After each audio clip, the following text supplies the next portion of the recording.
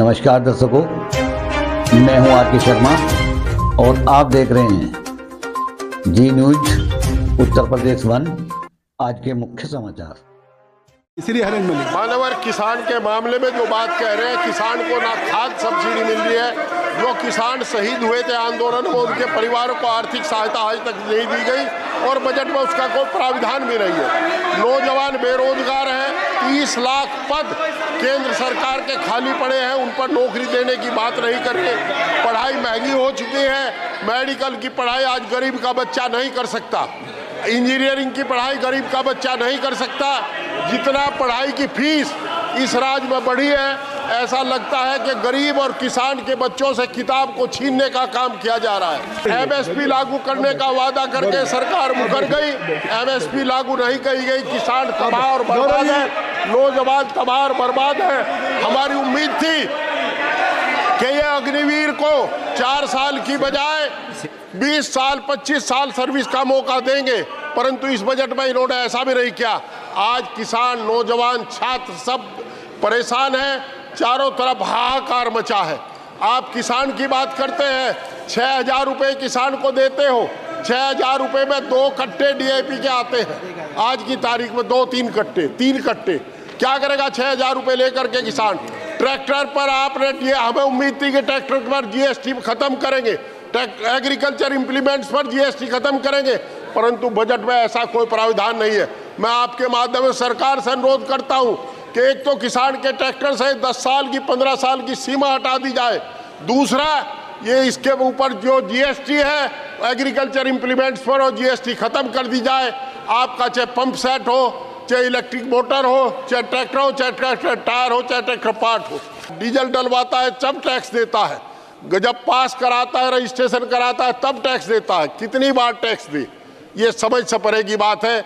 750 किसान शहीद हों और देश के प्रधानमंत्री जी, आदरणीय प्रधानमंत्री जी, एक शब्द भी उनके शोक का ना लिखे, इससे बड़ी बात कुछ हो नहीं सकती। और आदरणीय कृषि मंत्री को कोई पूछता ही नहीं, ये क्या वादा किया है उनसे, उस पर कोई काम नहीं हुआ।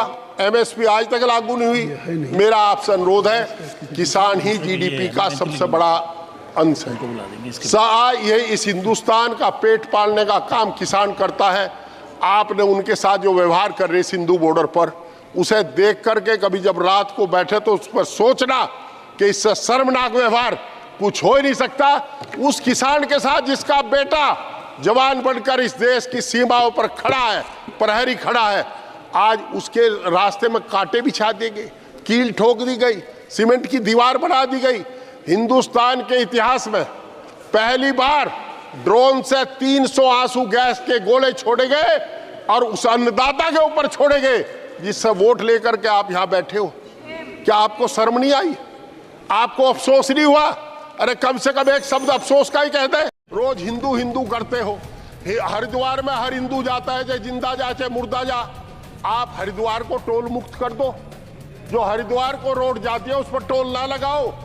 हमें अंग्रेजी सरकार में, आप मेरे साथ सदन में थे आदरणीय महोदय, जिस दिन डॉक्टर अम्मार रिजवी ने सीतापुर के पर टोल लगाया था, आप ही कहने वाले थे कि जजिया कर देना पड़ेगा। आज आप हरिद्वार पे भी जजिया कर ले रहे हैं। लखनऊ में 1,000 करोड़ रुपए की लागत से बना हुआ कैंसर हॉस्पिटल तैयार खड़ा है। आप उसमें केवल डॉक्टर इसलिए नहीं भेज रहे कि वो आदरणीय अखिलेश यादव जी की सरकार द्वारा निर्मित है। ये कहां का इंसाफ है? चारों तरफ विकास के नाम पर, मैं सच कहूं, लूट खसोट के अलावा कुछ है नहीं, केवल लूट खसोट बची है। कहीं विकास नहीं। आपके नेताओं का विकास हो रहा है, जनता का कहीं विकास हो नहीं रहा। लोग तराई तराई कर रहे हैं। रोज हिंदू हिंदू करते हो। हरिद्वार में हर हिंदू जाता है, चाहे जिंदा जा चाहे मुर्दा जा। आप हरिद्वार को टोल मुक्त कर दो, जो हरिद्वार को रोड जाती है उस पर टोल ना लगाओ।